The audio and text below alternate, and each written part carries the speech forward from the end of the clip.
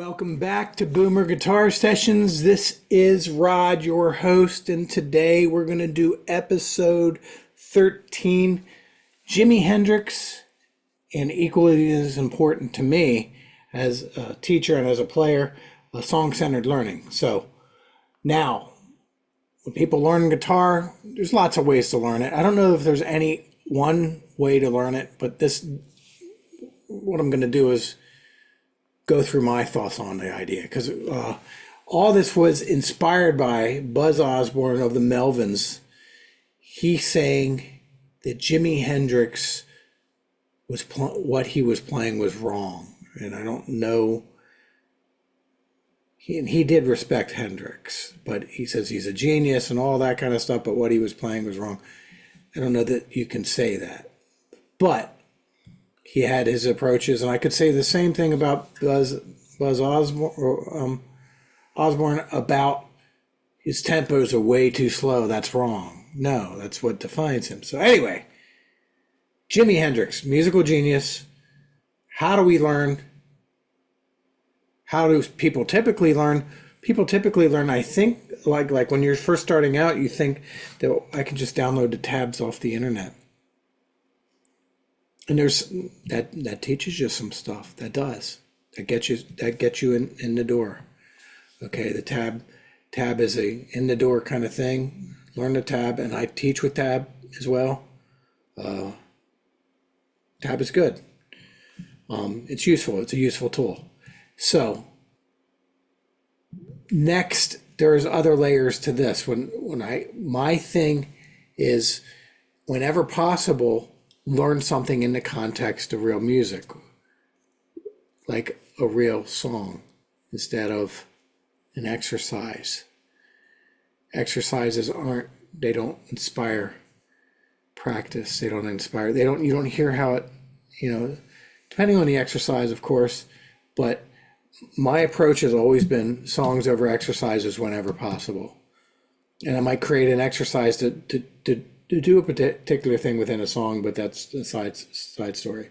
So songs over exercises, song-centered learning basically means that we're going to learn everything we need to know about guitar, everything we need to know about music by taking a look at the songs and the people and their techniques and their philosophies and how they organize the fingerboard and all this kind of stuff. Song-centered learning is not just about learning the riffs and downloading the tab.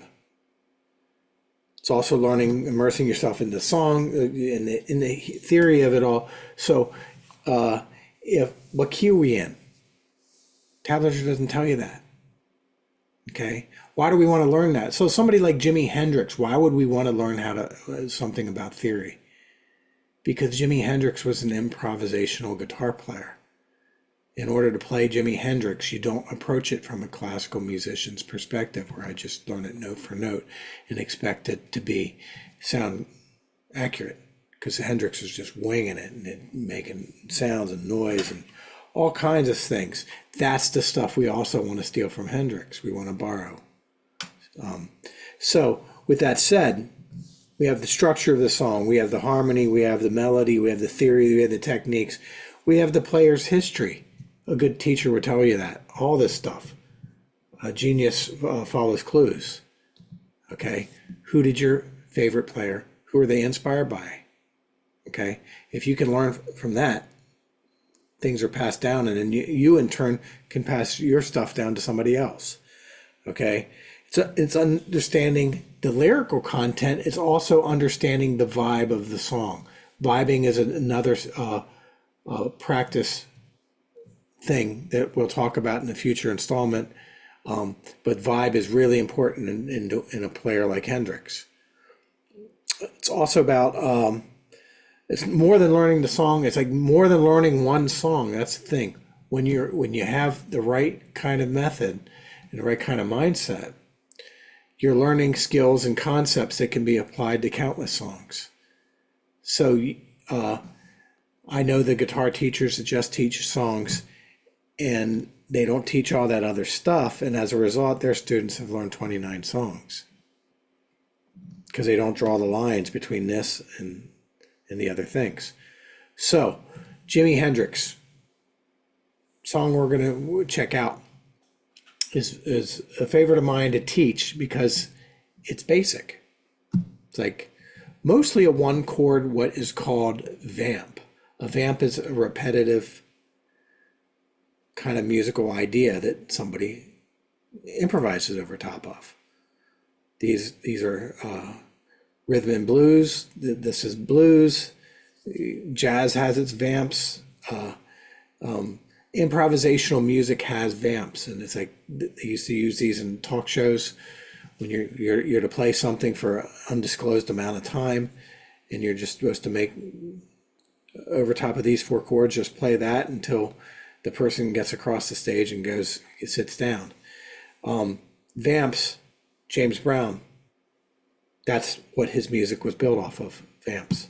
So the Voodoo Child vamp is a melody. It starts with a melody. So if we said E minor, some of the chords that go along with E minor, in this case, like we could say E,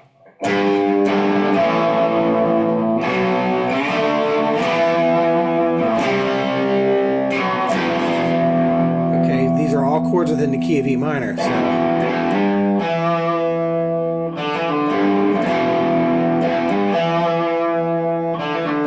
what you want to do is you want to ask yourself what kind of the riff, where does the riff come from? What kind of scale does that come from? Okay, you want to get that knowledge in there. So it's like so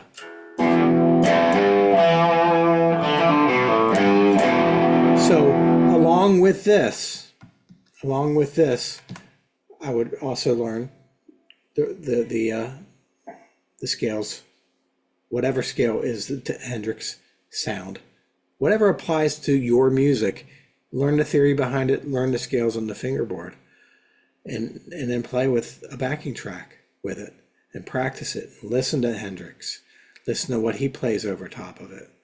Okay, so this is an E vamp.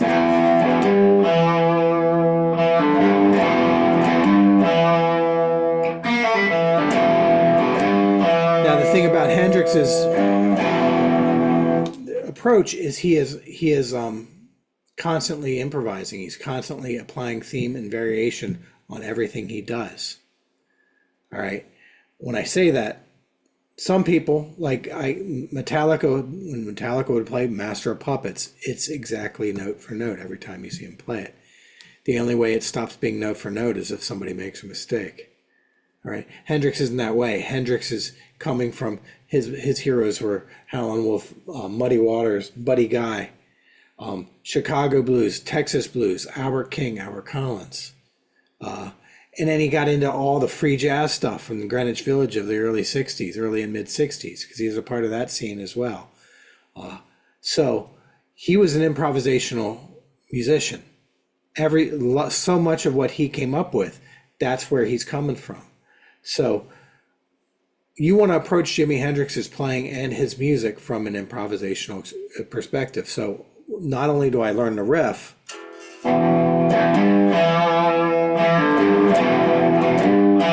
I work on applying variations on that riff.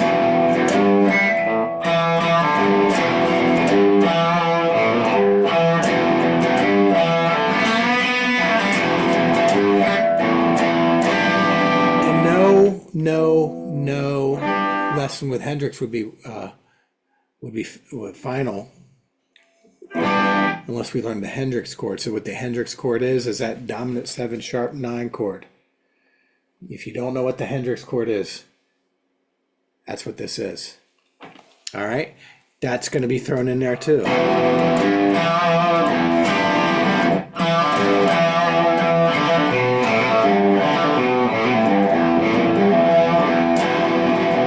Now these sounds that you hear, they're in lots and lots of other things.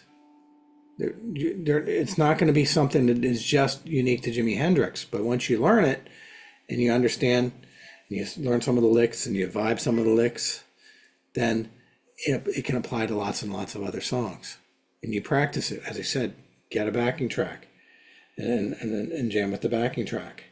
So with that said, first scale I would want to practice with this is going to be your open E minor pentatonic and then blues scale. So that would be 0, 3, 0, 2, 0, 2, 0, 2, 0, 3, 0, 3.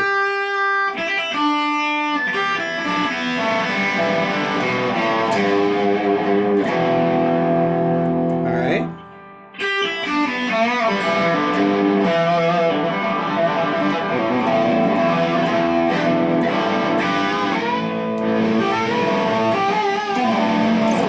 All right. So that is Jimi Hendrix. That is the scale that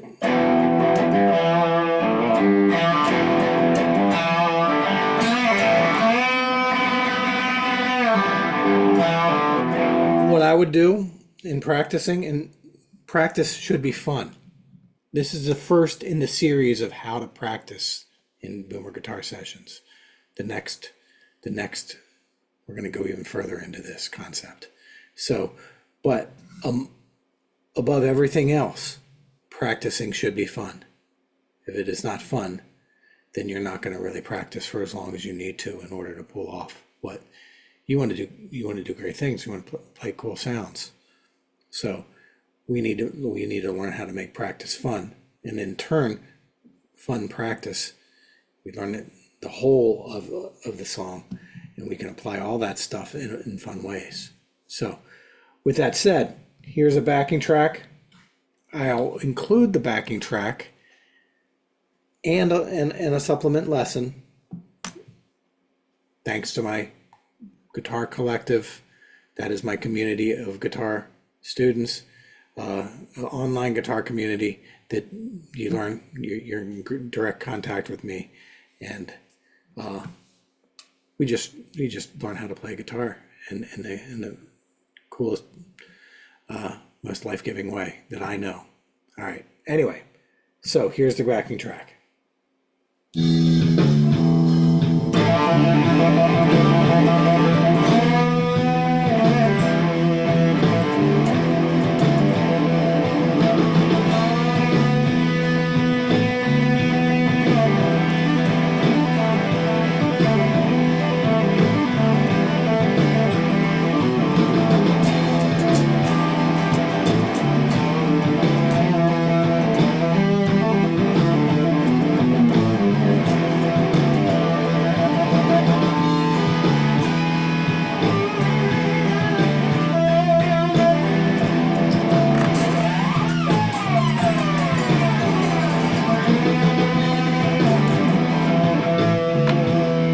So you see that a lot of the stuff that I'm doing has absolutely nothing to do with reading music.